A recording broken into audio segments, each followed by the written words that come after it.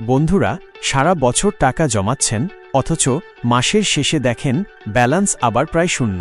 কেন এমনটা হচ্ছে? এই তিনটা সাধারণ ভুল আপনি যদি করেন, তাহলে সেভিংস কখনো জমবে না, বরং হু হু করে উড়ে যাবেই। অনেকে মাসের শেষে যা থাকে তা থেকেই সেভ করে, কিন্তু তখন তো টাকাই থাকে না। ঠিক কৌশল হলো, ইনকাম করেই আগে 20% আলাদা করে রাখুন, আর সেটাই আপনার সেভিংস। বাজেট ছাড়া খরচ মানে ঘুম থেকে উঠে না দেখে বাড়ি থেকে বেরিয়ে পড়া।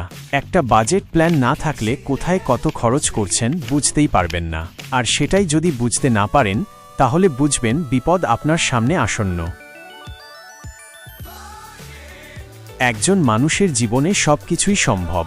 এই যেমন হঠাৎ অসুখ হলো, অথবা চাকরি চলে গেল, বা হয়তো কোনো বড় দরকার, তখন যদি আলাদা টাকা না থাকে, তখনই সেভিংস শেষ হয়। তাই আমাদের 3 থেকে 6 মাসের খরচের সমান একটা ইমার্জেন্সি ফান্ড রাখাটা অত্যন্ত জরুরি।